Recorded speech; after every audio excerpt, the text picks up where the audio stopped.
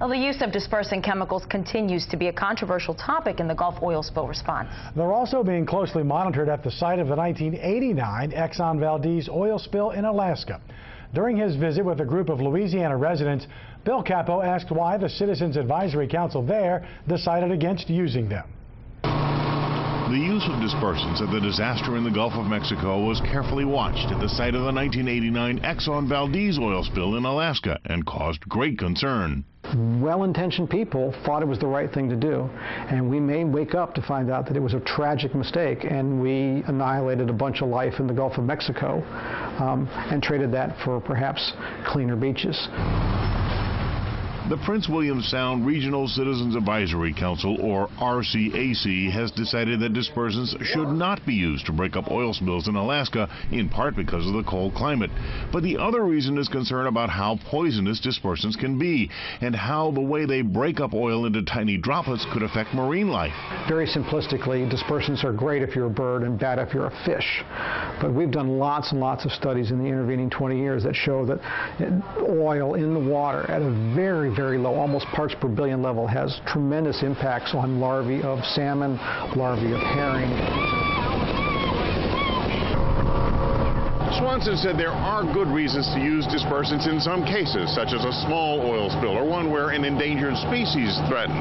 But he said just the size of the BP disaster makes it uncharted territory for dispersants. This is an experiment on a scale that the world has never seen before. And so what are the long-term impacts to the Gulf of Mexico? Nobody knows. Nobody knows that. And we probably won't know that in 6 months or in 8 months or in 2 years or even in 5 years. We're living with a potential time bomb waiting to explode in our faces. Spray on.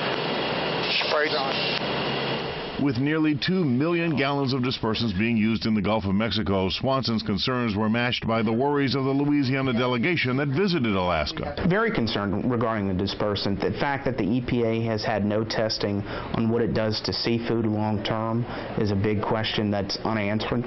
As this stuff is broken down, eventually microbes will biodegrade it and render it benign.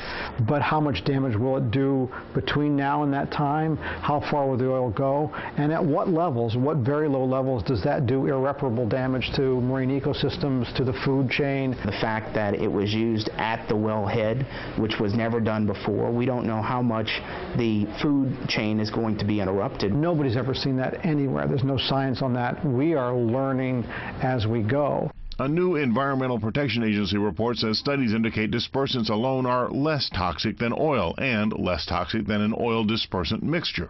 I think, okay, well, are you any less dead if you're run over by a Volkswagen or by a truck? What has been created has been a cocktail, a toxic cocktail.